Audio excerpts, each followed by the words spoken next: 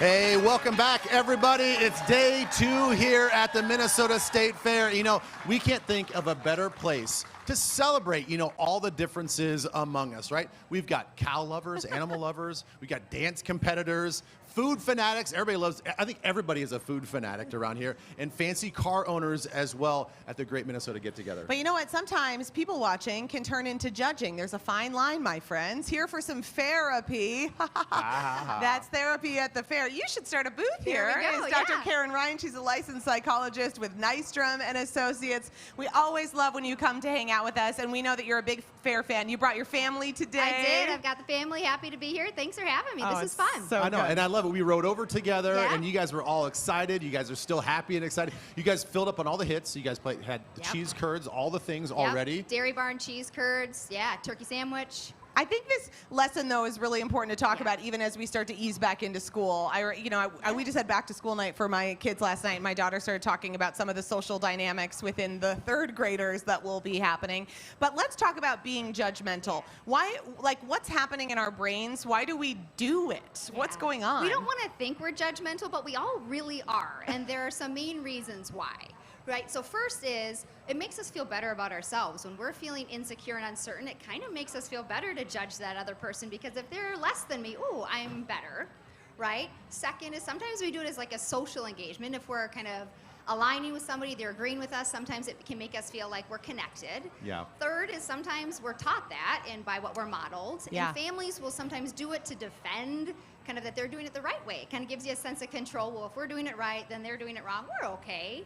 And then finally, sometimes fear of what is different or what is new can cause us to judge what feels different or new. So those are some of the main reasons we find ourselves getting stuck in judgmental thinking. Yeah, and that fear part of it, because that's where I'm kind of thinking, nobody wants to feel like they're being judgmental, right? But is there something that's sort of just like instinctful and innate in us that we almost profile people, because you're kind of looking for danger at times? Yeah, exactly. And sometimes things that are different feel dangerous, and especially when we don't feel secure in who we are, then that's when those red flags go up and we start to feel like it's a threat, but it's really not.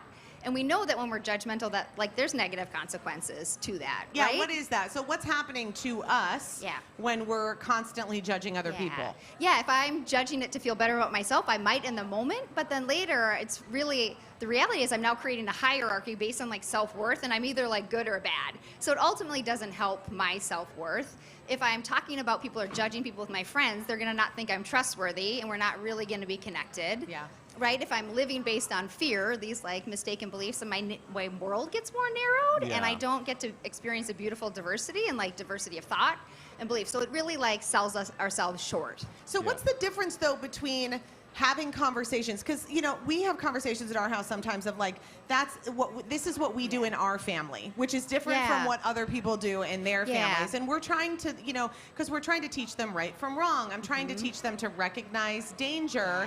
And so sometimes I think, I just don't wonder if there's a line there of when you're being judgmental and when you're really trying to recognize differences that are important to talk about. Yeah, the key of what's judgmental is when it's like a criticism or a critique, or it's a negative aspect to it. Right. And so when you think about what your judgmental thoughts sound like, it's like, how could they ever do that? Why would they ever do that? I can't believe they'd want to do that. What's wrong with them?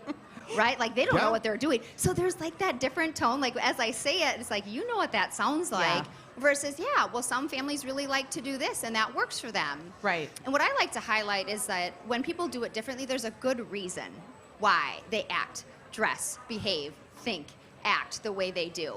And so there's some things we can do to help ourselves be less judgmental. Okay. Yeah. Which is how can we all work on it? Because I know we're all guilty of that. Absolutely. It's human nature, right? It feels like human nature, and that's why I think what Elizabeth was talking about, there is a fine line there. Yeah, because, there is. We all do it. It is sort of human nature. So how do we do less of it? And how do we feel better about ourselves for even having those negative Make thoughts? sure we're not crossing that line, right? Yeah. Right? First is acceptance. So if we accept ourselves and we feel really good about who we are as a family or who we are as a person, then we're going to be less judgmental, because they can do their thing and we can do our thing. It's not better or worse. It's just how we like to do it. So it's practicing self-acceptance. Then it's practicing empathy, right? That key piece of everybody's doing what they're doing for a reason. And so if you can have empathy and understanding, that's really helpful. So it's that be kind, you never know what battle somebody's facing, rings totally true, right? And then it's practice like curiosity and intentionality and how you're thinking, right? Ooh, and I catch myself doing those judgmental thoughts, which we all will because it's human nature. Think, do I want to change that?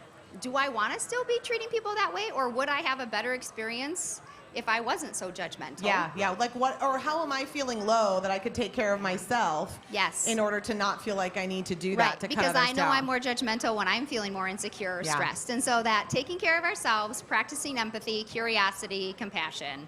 Yeah. Okay, listen, Yeah. all this All hard great work, things. Dr. Ryan, you Yeah. have now earned a whole bucket of French fries, Sweet Martha's cookies. You've put in the time. Yes. Now you get the reward, okay? Cheers to that. Thank Thanks you. so Yeah, much you for bet. coming out. All right, Nystrom Associates provides care in the fields of psychiatry, psychology, family therapy, and much more.